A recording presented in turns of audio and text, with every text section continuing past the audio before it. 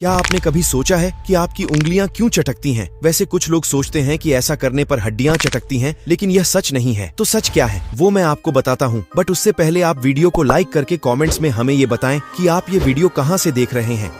हमारे जॉइंट्स में synovial fluid नामक एक लुब्रिकेंट होता है जिसमें गैसेस होती हैं, और जब आप अपनी उंगलियों को फैलाते या मोड़ते हैं तो आप जॉइंट को अलग कर देते हैं, जिससे एक नेगेटिव प्रेशर क्रिएट होता है। यह प्रेशर तेजी से गैस के छोटे बुलबुले बनाने लग जाता है जो अंततः फट जाते हैं या घुल जाते हैं, और इसी प्रोसेस के वजह से उंगलियों को चटकाने पर क्रैकिंग साउंड सुनाई देती है।